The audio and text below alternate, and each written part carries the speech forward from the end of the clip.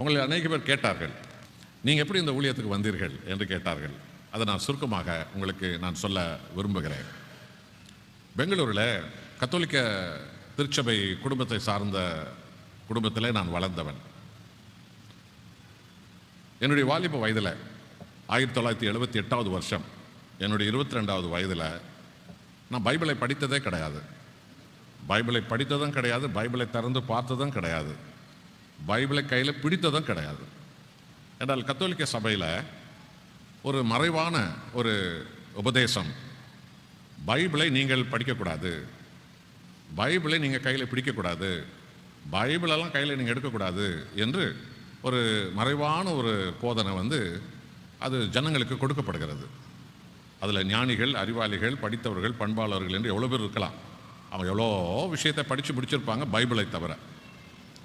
அப்படிப்பட்ட குடும்பத்தில் தான் நான் பிறந்து வளர்ந்தவன். நான் ஒரு ஜபக்கூட்டத்துக்கு போனது கிடையாது. ஒரு ப்ரேயர் மீட்டிங் எப்படி இருக்கும் என்று எனக்கு தெரியாது. ஜெபிப்பது என்ன எனக்கு தெரியாது. பாட்டு பாடுவது என்ன எனக்கு தெரியாது. ஜபக்கூட்டம் எப்படி இருக்குன்னு கூட எனக்கு தெரியாது. நான் பார்த்தது கூட இல்லை.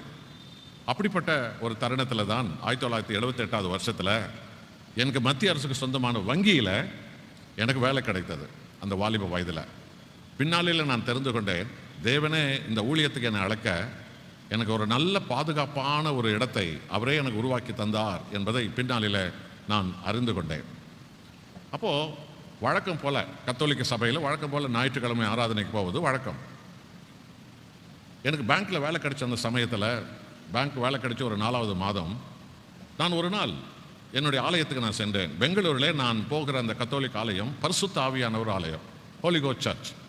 அதில் என்ன விசேஷம் என்றால், அந்த ஆலயத்தில் ஒரு சிலையும் இருக்காது, ஒரு சுரூபமே இருக்காது, சிலுவை மாத்திரம்தான் இருக்கும். இன்றைக்கு அப்படி தான். பரிசுத்த ஆவி ஆலயம் மிக பெரிய பிரம்மாண்டமான ஒரு ஆலயம். அது புறா வடிவில் அந்த ஆலயம் அமைக்கப்பட்டிருக்கும். ஒரு நேரத்தில் அந்த ஆலயத்தில் 2000 பேர் உட்காருவார்கள். அவ்வளோ பெரிய ஒரு ஆலயம் அது. ஆனால் அதில் சிலுவைத்தான் இருக்கும், வேறு எந்த சிலைகளோ இருக்காது. பெங்களூருக்கு நீங்கள் வருவீர்கள் என்றால் அந்த பரிசுத்த ஆவி ஆலயத்தை நீங்கள் பார்க்கிற ஒரு தருணத்தை தேவன் தருவார். அதுதான் என்னுடைய சபை கோயில். ஆகவே அன்றைக்கு இந்த மாலை ஒரு நாள் எனக்கு பேங்க்கில் எனக்கு வேலை கிடைச்சதுனால, என் வாலிப வயசில் நல்ல ஒரு வேலை, என்னுடைய எதிர்காலம் எப்படி இருக்கும் என்று எனக்கு தெரியாது. எனக்குள்ளே ஒரு உலக சிந்தை, மாம்சிக சிந்தை, மாய்மால சிந்தை, வாலிப சிந்தை, இதுதான் எனக்குள்ளே ஓடிக்கொண்டிருக்கிறது. நானாகவே அந்த ஆலயத்துக்கு ஒரு நாள் மாலை நேரத்தில் நடத்தப்பட்டேன். அந்த ஆலயத்தில் ஆராதனை நடக்கிறது. கத்தோலிக் சபையில் எப்போ தினமும் ஆராதனை நடத்துவாங்க. பூசை, திருப்பலி பூசை என்று சொல்வார். நான் வழக்கம் போல் ஞாயிற்றுக்கிழமை வந்தது தானே என்று சொல்லி நான் அங்கே உட்கார்ந்துருக்கிறேன். அந்த ஆலயத்தின் அந்த ஆராதனையின் மையப்பகுதி, திருவிருந்தில் மையப்பகுதி எது? ஆண்டவராக இயேசு கிறிஸ்து தன்னையும் தனது உடலையும் தன் இரத்தத்தையும் மனித குலத்தின் மீட்புக்காக அர்ப்பணித்தது தான் மையப்பகுதி. அதான் உயிர் நாடி. கிறிஸ்தவத்தினுடைய உயிர் நாடி அதான். கிறிஸ்தவத்தின் அடித்தளமே அதான். கிறிஸ்தவனுடைய பாடுகள் தான். அப்போ அங்கே குருவானவர் அப்பத்தை எடுத்து ஆண்டவர் இயேசு சொன்ன வார்த்தைகளை சொல்லி, இதோ என்னுடைய உடல், இதை வாங்கி உண்ணுங்கள் என்று சொல்லும்போது கத்தோலிக்க சபையில் எல்லாம் முழங்கால் போட்டு எல்லா கண்களை மூடி ரொம்ப பயபக்தியோடு கூட அதை வணங்குவார்கள். பிறகு இந்த திராட்சைப்பழ ரச கிண்ணத்தை எடுத்து, இது உங்களுக்காகவும் எல்லோருக்காகவும் கையளிக்கப்படுகிற என்னுடைய ரத்தத்தின் கிண்ணம் என்று சொல்லும்போது எல்லோரும் அதே பயபக்தியோடு கண்களை மூடி எல்லோரும் வணங்குவார்கள். இது முடிந்த உடனே கத்தோலிக்க சபையில் மிக முக்கியமான ஒரு இடம் அது. இன்றைக்கும் கத்தோலிக்க மக்கள் அதை சொல்லுகிறார்கள். ஆனால் அதனுடைய ஞானம், அதனுடைய விளக்கம் அவர்களுக்கு தெரியாது. இது முடிந்த உடனே அந்த குருவானவர் சொல்லுவார், இது விசுவாசத்தின் மறைபொருள் என்று சொல்லுவார். அப்பொழுது கத்தோலிக்கர்கள் எல்லோரும் மறுமொழியாக ஒரு பதில் சொல்லுவது, இது அப்போஸ்தலர் காலத்திலிருந்து எழுதப்பட்ட ஒரு சட்டம். அது இன்றைக்கும் சொல்லுவாங்க கத்தோலிக்க சபையில். அன்றைக்கு நானும் சொல்லுகிறேன், கண்களை மூடி, ஆண்டவரே, தேவன் நீர் திரும்பவும் வரும் அளவும் உமது மரணத்தை நான் அறிவிக்கிறேன், உமது உயிர்ப்பையை நான் எடுத்து சொல்லுகிறேன். அன்றைக்கு இந்த வார்த்தையை நான் சொல்லுகிறேன், ஆண்டவரே, தேவரை நீ திரும்பி வருமளவும் உமது மரணத்தை நான் அறிவிக்கிறேன், உமது உயிர்ப்பை நான் எடுத்துரைக்கிறேன் என்று சொன்ன முடித்த அடுத்த க்ஷணம் என் காதிலே ஒரு மெல்லிய குரல், மகனே, என் மரணத்தை யாருக்கு நீ அறிவித்தாய்? இதாங்க என் வாழ்க்கையே மறுரூபமானதுக்கு இதான் காரணம். என் மரணத்தை யாருக்கு நீ அறிவித்தாய்? நான் திடுக்கிட்டு போனேன். யார் பேசினது? நான் பக்கத்தில் பார்த்தா அந்த பக்கம் 4 பேர், இந்த பக்கம் 2 பேர், பின்னால் பார்த்தா அங்கே 2 பேர் இருக்கிறார்கள்.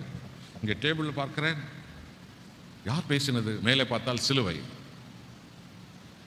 ஆனால் ஒன்று மாத்திரம் நடக்கிறது. என் உடல், கரங்கள், கைகள் எல்லாம் அசைகிறது, நடுங்குகிறது. எனக்கு ஒரு பயம் வந்தது. யார் பேசினது? என் கண்களை மூடி பயத்தோடு இருக்கிறேன். மீண்டும் அதே குரல், பயப்படாதே, நானே உன் தேவன் இயேசு கிறிஸ்து, உன்னை நான் மீட்டுக்கொண்டேன். இயேசு கிறிஸ்து எனும் என்னை விசுவாசிக்காத இந்த ஜனங்கள் பாதாளத்தை நோக்கி போகிறார்கள். என்னை விசுவாசிக்கும்படி இவர்களுக்கு போய் சொல். ஆமென் என்பானவர்களே. அன்றைய தருணத்தில் நானே ஆண்டவர் இயேசு கிறிஸ்துவை விசுவாசிக்காத ஒரு ஆள். நானும் பாதாளத்தை நோக்கி தான் போய் கொண்டிருக்கிறேன். என் கண்களை என்னால் திறக்கவே முடியவில்லை. நான் உள்ளம் உடைந்து மனம் கசந்து நான் அழுதேன். ஆண்டவரே, நீங்கள் யாருன்னே எனக்கு தெரியாது ஆண்டவரே. உங்களை பற்றி நான் எப்படி பேச முடியும்? எனக்கு பேச தெரியாது, எனக்கு சொல்ல தெரியாது ஆண்டவரே. நான் சொன்னால் யார் கேட்பாங்க ஆண்டவரே? நான் ஒரு வாலிபன் ஆண்டவரே. நான் சொன்னால் யார் கேட்பாங்க? எனக்கு சொல்ல தெரியாது ஆண்டவரே, எனக்கு பேச தெரியாது ஆண்டவரே. எனக்கு சொல்ல கற்றுக் கொடுங்க, எனக்கு போதியுங்க. Teach me, lead me and fill me in the spirit. I don't know about you. எனக்கு தெரியாது, நீங்கள் யாருன்னு எனக்கு தெரியாது, எனக்கு பேச தெரியாது. இப்படி தான் அன்பானவர்களே நான் அழுது அழுது அழுது அழுது அழுது நான் ஒரு சின்ன குழந்தை உள்ளம் உடைந்து அழுகிறேன். ஆமென் அன்பானவர்களே. இது போன்ற 2-3 மணி போயிருக்கோம். அந்த ஆலய ஆராதனை முடிஞ்சு எல்லாரும் போயிருக்காங்க. எனக்கு தெரியவே தெரியாது. நான் கண்ணை திறக்கவே முடியல. அந்த தெய்வ பிரசன்னம், என்னை விசுவாசிக்காத இந்த ஜனங்கள் பாதாளத்தை நோக்கி போகிறார்கள். இயேசு கிறிஸ்து என்னை விசுவாசிக்கும்படி இவர்களுக்கு சொல். இதான் பானவர்கள் என்னுடைய அழைப்பு. நான் அழுது அங்கிருந்து என்னால் எழுந்து வரவே முடியவில்லை. நான் அழுகிறேன் அழுகிறேன். ஆண்டவரே சொல்லுங்க, எனக்கு போதிங்க, எனக்கு தெரியாது, எனக்கு போதிங்க, எனக்கு தெரியாது, எனக்கு சொல்லிக் கொடுங்க. Lead me and guide me and fill me in the spirit. I don't know about you. உங்களை பற்றி எனக்கு தெரியாது, உங்களை பற்றி எனக்கு தெரியாது, எனக்கு சொல்லுங்க. ஒரு 9 மணி இருக்கும். யாரோ ஒரு கரம் என் தலைமையில் வந்து விழுந்தது. இந்தியாவில் இருக்கிற அத்தனை எலக்ட்ரிக் ஒயரம் உடல்ல அட்டாச் பண்ண போல் ஆயிடுச்சு. அப்படி ஒரு அக்கினி. அது அக்டோபர் மாதம், பெங்களூர் மாலை நேரத்தில் குளிராக இருக்கும். ஆனால் நானும் வேர்த்து கொட்டினேன். உடலெல்லாம் அனல் ஆக்கப்பட்டது அப்படியே முழுவதும். மீண்டும் ஆண்டவர் சொன்னார், தைரியமாயிரு, நான் உன்னோடு இருந்து பேசுவேன். ஹல்லேலூயா. கைகளை தட்டி ஆண்டவருக்கு நான் நன்றி செலுத்துறேன். ஆமென் அன்பானவர்களே. இதுதான் என்னுடைய வாழ்க்கை தொடப்பட்ட இடம். அந்த இரவு நான் வானத்தில் பறக்கிறது போல, என்னால் பூமியில் நடக்கிறது போல என்னால் முடியல. வானத்தில் அப்படி பறக்கிறது போல இருக்கிறது. சொல்லணும்னா மகிழ்ச்சி, சொல்லணும்னா சந்தோஷம், வர்ணிக்க முடியாத ஒரு ஆனந்தம். அதே நேரத்தில் ஐ பிகேம் எ நியூ. நான் ஒரு புது மனுஷன். நான் என்னை தொட்டு பார்க்குறேன். அந்த பழைய ஆள், அந்த பழைய மாம்சிகம், ஆசா பாசம், ஆசை இச்சைகள், வாலிப எண்ணங்கள் எங்கே போனது? எல்லாம் மறைந்திருக்கிறது. நான் வானத்தை பார்த்தால் வானம் புதிதாக இருக்கிறது. அந்த அந்த சபை, அந்த இடம் எனக்கு புதிதாக இருக்கிறது. நான் ஒரு புதிய ஆள். தைரியம், நம்பிக்கை, விசுவாசம் அப்படி வானத்தில் பறக்கிறது போல ஒரு சந்தோஷம். அல்லேலூயா என்று சத்தமிட்டு நான் கூப்பிட்டேன். என் வாழ்க்கை மாறியது. ஆண்டவராக இயேசுவை நான் அறியணும், இந்த வேதத்தை நான் அறியணும், ஆண்டவர் அறியணும், வேதத்தை அறியணும், இந்த வேதத்தை அறியணும் என்ற தாகம் எனக்குள்ளே உருவாக்கப்பட்டது. அன்றைக்கு பொழுது விடிந்து நான் எப்போதும் பேங்க் வேலைக்கு போகும் பொழுது அந்த ரோடு கார்னரில் இஎல்எஸ், இவாஞ்சலிக்கல் லிட்ரேச்சர் சென்டர் நான் பார்த்துருக்குறேன். ஆனால் நாங்கள் போனதில்லை. கலர் கலராக பைபிள் அடக்கி வைக்கப்பட்டிருக்கோம். காலையில் 8 மணிக்கு அந்த இடத்துக்கு நான் போய்விட்டேன். அவர் 9 மணிக்கு வர்றார் அந்த ஐயா. நான் அப்படியே அந்த கண்ணாடிக்குள்ளே அந்த பைபிள்களை பார்த்து அப்படியே நடக்கிறேன். என்னால் முடியவே இல்லை. அந்த ஐயா வந்தார். தம்பி நீங்கள்? ஐயா நான் பைபிள் வாங்க. பைபிளா? எத்தனை மணிக்கு வந்தீங்க? நான் 8 மணிக்கே வந்தேன். 8 மணிக்கா? பைபிள் வாங்கிறதுக்கா? நீ எந்த சர்ச்சு? நான் கேத்தலிக்கையா? கேத்தலிக்கா? பைபிள் வாங்கவா? யார் உனக்கு சொன்னது? ஜீசஸ் சொன்னார். என்ன சொன்னார்? இயேசுவை விசுவாசிக்காத ஆத்துமாக்கள் பாதாளத்தை நோக்கி போறாங்களா? அந்த ஜனங்களுக்கு இயேசுவை விசுவாசிங்கள் என்று சொல்லணுமா? நான் சொல்ல போகிறேன்.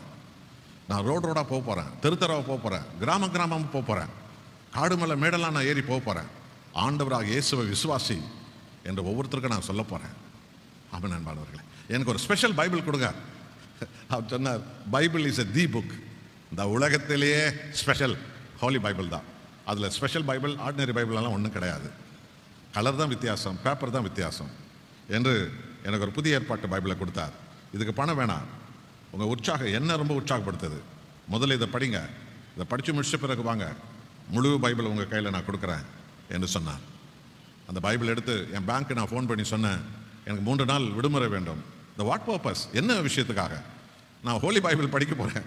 பேங்க் மேனேஜர் என்ன அவர் பேசுறதை நிறுத்திட்டார். என்ன சொன்னீங்க? பைபிள் படிக்கிறதுக்கு 3 நாள் லீவ் வேணுமா? ஆமாம் சார், பைபிள் தான் என் வாழ்க்கை, இயேசு கிறிஸ்து தான் என் வாழ்க்கை. அவரால் பேச முடியல. என் வீட்டுக்கு வந்தேன். அன்பானவர்களே, கர்த்தர் ஒருவரை முன்குறித்தார் என்றால் அவர்கள் எங்கே இருக்கிறார்களோ, எந்த சூழ்நிலை இருக்கிறாரோ அங்கே அவர்களை சந்திப்பார். இதுதான் என் வாழ்க்கையில் நடந்தது. இந்த பைபிளை எப்படி படிக்கிறது எனக்கு தெரியாது, எங்கிருந்து தொடங்குறது பைபிளை எனக்கு தெரியாது. என் வீட்டுக்குள்ளே போய் கதவை தாளிட்டு விட்டு நான் முழங்கால நிற்கிறேன். பைபிளை நான் முழங்கால தான் படிக்குவேன் என்ற முடிவுக்கு மாத்திரம் நான் வந்தேன். ஏன்னா இது புனித பைபிள், சர்வத்தை உண்டாக்கின ஆண்டவருடைய வார்த்தை. இதை நான் முழங்காலம் தான் படிப்பேன். நான் நின்னெல்லாம் படிக்க மாட்டேன், உட்காண்டெல்லாம் படிக்க மாட்டேன், முழங்காலம் தான் படிப்பேன். இன்றைக்கி ஆழமான ஒரு செய்தியை தயாரிக்க நான் முழங்காலம் தான் வேதத்தை வாசிப்பேன். இந்த வேதத்தை ஒரு வருஷத்துக்கு 3 முறை நான் வாசித்து முடிக்கிறேன், முழங்காலம் தான் படிப்பேன். அவ்வளோ ஒரு வாஞ்சையை அந்த அபிஷேகம் எனக்கு கொடுத்தது. இந்த பைபிளை இப்படி வச்சிருக்கிற எனக்கு உடம்பெல்லாம் அந்த அந்த புல்லரிப்பு. இந்த பைபிளை பார்க்க போகிறேன், இப்போ பைபிளை நான் படிக்க போகிறேன், இந்த புல்லரிப்பு. அதில் எங்கேருந்து ஆரம்பிக்கிறது எனக்கு தெரியாது. ஆனால் திடீரென்று பைபிளை திறந்துட்டேன். இது முறையில்ல, நாம் ஒரு சின்ன குழந்தையாக இருக்கிறோம், இது முறையில்ல. ஆரம்பத்தெல்லாம் படிக்கணும், ஆனால் எனக்கு ஆரம்பிக்க தெரியல. பைபிளை திறந்து பார்த்தேன் பாருங்க, என் கண்களில் முதலாவது விழுந்த வசனம் லூக்கா 24ஆம் அதிகாரம் 45வது வசனம். லூக்கா 24:45. வேத வாக்கியங்களை அறிந்து கொள்ளும்படி அவர்கள் மனக்கண்களை அவர் திறந்தார். ஹல்லேலூயா! வேத வாக்கியங்களை அறிந்து கொள்ளும்படி அவர்கள் மனக்கண்களை அவர் திறந்தார். ஆமென் அன்பானவர்களே, அன்றைக்கு அந்த ஆலயத்தில் என் மேல் வந்த அந்த நெருப்பு அன்றைக்கும் விழுந்தது. என் உள்ளமெல்லாம் பூரிப்பு, பரிபூர்ணமான ஒரு பிரசன்னம். அப்படித்தான் முழங்கால் இருந்து இந்த வேதத்தை நான் வாசிக்க ஆரம்பித்தேன். அன்று மாலையில் ரோடில் நின்று நான் பேச ஆரம்பித்து விட்டேன். இயேசு உனக்காக தான் வந்தார், உன்னை தேடி வந்தார், உன்னை மீட்க வந்தார், உன் பாவங்களை விடுவிக்க வந்தார், உன் துக்கத்தை துடைக்க வந்தார். ஃபுட்பாத்தில் தான் என் ஊழியம் ஆரம்பமானது. கேரா ஃபுட்பாத்தா அதாங்க. நான் பேங்க்கில் வேலை செய்வேன், அரை மணி நேரம் கிடைக்கும். அந்த அரை மணி நேரத்தில் என் பைபிளோடு நான் ரூமில் போய் முழங்கால் என்று வேதத்தை வாசிப்பேன். என் பேங்க்கில் போக போக எல்லாரும் தெரிஞ்சுக்கிறாங்க. என் டேபிளில் நான் இல்லைன்னா அவர் உள்ள பைபிள் படிப்பார் இருந்தால் எல்லாரும் தெரிஞ்சுக்குவாங்க. நான் உள்ளே போய் பைபிள் படிப்பேன். எனக்கு ஆண்டவர் 1 மணி நேரம் இடைவெளி கொடுக்க வைத்தார். 1 மணி நேரம் போய் முழங்கால் என்று நான் பைபிளை படிப்பேன். என்னை நிரப்புங்க ஆண்டவரே, உங்கள் நாமத்தை நான் எல்லோருக்கும் சொல்லுவேன் ஆண்டவரே. இப்படி பைபிள் படித்து அந்த பேங்க்கில் வேலையிலெல்லாம் 1 மணி நேரம் பைபிள் படிப்பேன், அரை மணி நேரம் பைபிள் படிப்பேன். என்னை நிரப்புங்க, என்னை நிரப்புங்க, இயேசுவின் நாமத்தை உயர்த்த எனக்கு பலன் கொடுங்க என்று சொன்னேன். அந்த பேங்க் முடிந்தது 5:30 மணிக்கு. 5:30 பேங்க் ஓவர். 5:30க்கு நான் வீட்டுக்கு போனதே இல்லைங்க என் வாழ்நாளில். பேங்க் வேலை முடிஞ்ச உடனே நான் நேராக ஃபுட்பாத்தில் போய் நின்றுடுவேங்க. ஃபுட்பாத்தில் போகிற வருகிறவர்களுக்கு ஓடி போய் ஆண்டவர் இயேசு பற்றி சொல்லுவேன். அவர்கள் தொடப்படுவார்கள். ஆண்டவராக இயேசு உன்னை தேடி வந்தார். என்ன, எனக்காக வந்தாரா? ஆமாம், உனக்காக தான் வந்தார், உன்னை தேடி தான் வந்தார். அந்த வார்த்தை அவர்களை தொடும். 2 பேர் 4 பேர் ஆனார்கள், 4 பேர் 20 பேர் ஆனார்கள், 20 பேர் 50 பேர் ஆனார்கள். ரோடு ஓரத்தில் போக போக என்ன நடந்தது என்றால், யாரிடத்தில் இயேசு பற்றி பேசினோ அதில் 4 பேர் அலறி விழுவார்கள். ஓ என்று அலறி விழுவார்கள். இதை பார்த்துட்டு ரோட்ல போகிற கூட்டமெல்லாம் நின்றுடும். என்ன நடக்குதுங்க? இந்த ஜனக்கூட்டம் எல்லாம் பாதிரியார்களுக்கு போய் சொன்னது. ஃபுட்பாத்தில் ஒருத்தர் நின்று பிரசங்கிக்கிறாருங்க, நான் குடியை விட்டேன், கெட்ட நடத்தை விட்டேன், மோசத்தை விட்டேன், துன்மார்க்கத்தை விட்டேன், பாவத்தை விட்டேன், அநியாயத்தை விட்டேன். எத்தனை பேர் பிசாசு பிடியிலிருந்து விடுதலை அடைகிறார்கள். அப்பொழுதுதான் அந்த மாலையில் அந்த பேங்க் வாசலில் ரோடில் ஃபுட்பாத்தில் நான் போதிக்கிற இடத்துல கத்தோலிக்க பாதிரியாரெல்லாம் வந்தார்கள். ஆச்சரியம் போனது. யார் உங்களுக்கு சொன்னது இதை? இயேசு சொன்னார். என்னை விசுவாசிக்காத ஆத்துமாக்கள் பாதாளத்தை நோக்கி போகிறார்கள், என்னை விசுவாசிக்கும்படி நீ போய் சொல். இயேசு எனக்கு சொன்னார். நான் ரோட்ல நின்று சொல்றேன். கடைசியில் அந்த பாதிரியார்கள் இந்த வாரம் சனிக்கிழமை ராத்திரி நம்ம சர்ச்சில் ராத்திரி ஒரு நைட் விசில் வைக்கிறோம், உங்கள் சாட்சி சொல்லுவீங்களா? நான் சொல்லுவேன். இதை அவர்கள் அறிவித்தார்கள். என்ன ஆச்சரியம், அந்த ராத்திரி நைட் விசிலுக்கு 2000 பேர் கூடியிருந்தார்கள். ஆவியானவர் ஆண்டவராக இயேசுவை விசுவாசிக்காதவர்கள் பாதாளத்தை நோக்கி போகிறார்கள் என்று சொல்ல ஆரம்பித்த போது கர்த்தருக்கு தான் மகிமை. 50-60 பேர் அசுத்தாவி பிடித்து அலறுகிறார்கள், உருளுகிறார்கள். கத்தோலிக் சர்ச்சில் பாதிரிமார்களும் மிரண்டு போனார்கள். இயேசுவின் நாமத்தினால போ, அந்த உடலை விட்டு. அவையெல்லாம் அப்படியே உருண்டு போய் விழுது. இப்படிதான் எங்க ஊழியம் ஆரம்பமானது. இது கேள்விப்பட்டு பெங்களூர் ஆர்ச் பிஷப்க்கு சொல்லியிருக்கிறார்கள், பிஷப் இப்படி ஒரு வாலிபனை ஆண்டவர் எழுப்பியிருக்கிறார், அவர் வர சொல்லுங்க. நான் பேங்க்ல இருக்கும்போது 4 ஃபாதர்கள் வந்து உங்களை ஆர்ச் பிஷப் கூப்பிடுறாரு. அப்போ பேங்க் அதிகாரிகள்லாம் சொன்னாங்க, சார் தயவுசெய்து நீங்கள் அவங்களோட போகலாம், தாராளமாக நீங்கள் போங்க. நான் ஆர்ச் பிஷப் ஹவுஸ் போனேன் ஃபர்ஸ்ட் டைம் என் லைஃப்பில். கையில் பைபிள் எடுத்துன்னு ஒரு வாலிபன், கேத்தலிக் வாலிபன் கையில் பைபிள் எடுத்துன்னு ஆர்ச் பிஷப் ஹவுஸ் போகிறேன். அந்த ஆர்ச் பிஷப் நிற்கிறார் வெளியில். அவர் நினச்சிருக்காரு நான் ரொம்ப வயசானவன் சொல்லி. அங்கே போனால் நான் ஒரு வாலிபனாக நிற்கிறேன். The Archbishop asked, Father Gnanam, who is that person? He is the one? Yes, Bishop, he is the one. இவர் தானே அது? இவர் தான். பிஷப் ரொம்ப ஆச்சரியம், வயதானவர். பிறகு என்னை உட்கார வைத்து விசாரித்தார், என்ன நடந்தது? நான் அவருக்கு சொன்னேன், ஆண்டவராக இயேசுவை விசுவாசிக்காத ஆத்துமாக்கள் பாதாளத்தை நோக்கி போகிறார்கள், அவர்கள் என்னை விசுவாசிக்கும்படி நீ போய் சொல் என்று என்னை ஆண்டவர் அழைத்தார். அதனால தான் நான் ரோட்ல என்ன சொல்றேன். பிஷப் அப்படியே கண்ணு மூடிட்டார். பிறகு என்னுடைய டிரைவர் மனைவி ஒரு 10 வருஷமா என் பில்டிங்க்கு பின்னால தான் அவங்க வீடு, நடு ராத்திரில் அவள் கத்துற அலறா. எனக்கு என்னென்ன புரியல. அவளுக்காக ஜெபிப்பீங்களா? நான் ஜெபிப்பேன் என்று சொன்னேன். அவளை கூப்பிடுங்க சொன்னார். அந்த திரைசா வந்தால் ஆர்ச் பிஷப் ஹவுஸ் ஒரு 30-40 கேத்தலிக் ஃபாதர் நிற்கிறாங்க. பிஷப் உட்கார்ந்துருக்கிறார், நான் உட்கார்ந்துருக்கிறேன். அந்த லேடி வந்தா, தலையெல்லாம் முடி விரிச்சு போட்டு வந்து என்னை பார்த்து சொன்னா, டாய் நான் யாருன்னு தெரியுமாடா உனக்கு? நான் யார் தெரியுமாடா? ஒரு ரத்தத்தை குடிக்கணும்னு காத்துனுக்கிறடா. குடி, வா குடி. முடியாதுடா. ஏன்? இயேசு கிறிஸ்துவும் பக்கத்தில் நிற்கிறாரா. அந்த இயேசுவின் பெயரால் நான் உனக்கு சொல்லுகிறேன், பிசாசே போந்த உடலை விட்டு வெளியில. அவ அப்படியே தலைக்கீழ உருண்டு போய் பிஷப் ஹவுஸ்க்கு வெளியில போய் அந்த பிஷப் பார்த்தார். மிக வயதானவர். எனக்கு முன்பு அவர் முழங்கால் போட்டார். என் மேல கை வைங்க, என் மேல கை வைங்க, எனக்கு ஜெபம் பண்ணுங்க. இதுதான் இன்றைக்கு சர்ச்சுக்கு தேவை, இதுதான் தேவை. பிஷப் முழங்கால் போட்டோன்னா 50 ஃபாதரும் முழங்கால் போட்டாங்க. அன்பானவர்களே, எல்லா புகழும் தேவன் ஒருவருக்கே. அப்பதான் அந்த பிஷப் அவர் ஆர்டர் போட்டார், the all over the Karnataka, all over the Bangalore, இனிமேல் ஒவ்வொரு மாலை நேரத்திலும் 6 மணியிலிருந்து 8 மணி வரைக்கும் குருசுவாகரன் நற்செய்தியை அறிவிப்பார், இயேசுவின் நாமத்தை அவர் போதிப்பார். த ஆர்ச் பிஷப் ஆர்டர் அன்றைக்கு ஆரம்பமானது. இன்றை வரைக்கும் ஏறக்குறைய 49 வருஷங்கள் இந்த உலகம் முழுவதும் நான் போகாத கத்தோலிக்க சர்ச்சை இல்லை, நான் பிரசங்கிக்காத கத்தோலிக்க சர்ச்சை இல்லைங்க. இந்த மதுரையில் நான் பிரசங்கம் பண்ணாத கத்தோலிக் சர்ச்சை இருக்காது. நான் நின்று போதிக்காத கத்தோலிக் சர்ச்சை, அது அமெரிக்காவிலும் சரி, அது ரோம்லையும் சரி, அது ஆஸ்திரேலியாவிலும் சரி, அது மலேசியாவிலும் சரி, அது இந்தோனேஷியாவிலும் சரி, சிங்கப்பூர்லையும் சரி, ஜெர்மனி, பிரான்ஸ், ஆலந்து, பெல்ஜியம், டென்மார்க், எல்லா நாடுகளிலும் என்னை கத்தோலிக் ஆர்ச் பிஷப்கள் அனுப்புனாங்க. எல்லா நாடுகளுக்கும் போய் அறிவிங்க. இப்படிதான் 40 வருஷங்கள் கத்தோலிக் சபையில் இயேசு கிறிஸ்துவை ஆண்டவர் என்று சொல்லி இந்த வேதத்தை அறிவித்தோம். 1985ஆம் ஆண்டு அன்றைய அப்போஸ்தலராக தலை சிறந்த ஒரு தேவ மனிதன் இந்தியாவில் சகோதரி டிஜிஎஸ் தினகரன், அவருடைய டிரைவர் என்னுடைய கேசட் ஒன்று அவர் கொடுத்துருக்கிறார், மறைவான பாவமும் சமாரிய பெண்ணும். இதை போட்டு கேட்டு பாருங்க. கத்தோலிக்க சர்ச்சில் ஒருத்தர் எழுப்பியிருக்கிறார் ஆண்டவர். அதை அவர் கேட்டுட்டு என்னை அழைத்து வரும்படி அவருடைய மனிதர்களை என்னிடத்தில் அனுப்பினார்கள். 1985 95 வரைக்கும் 10 வருஷம் மெரினா பீச்சில் பேரின்ப பெருவிழாவில் வாரத்தில் அந்த பேரின்ப பெருவிழா நடக்கிற 10 நாள் 2 நாள் நான் பிரசங்கிக்கும்படிக்கு அருமையான அந்த தேவ மனிதர், தலை சிறந்த ஒரு அப்போஸ்தலர் அவர், சகோதரி டிஜிஎஸ் தினகரன். எனக்கு அந்த அழைப்பை கொடுத்தார்கள். அன்பானவர்களே, தமிழ்நாட்டில் பிரசித்தி பெற்ற அத்தனை ஊழியக்காரர்களோடும் எங்களை ஆண்டவர் இணைத்தார். கடந்த 20 ஆண்டுகளுக்கு மேலாகவே என்னை இந்த தென்னிந்திய திருச்சபையோடு கூட தேவன் நடத்தவும் ஆரம்பித்தார்.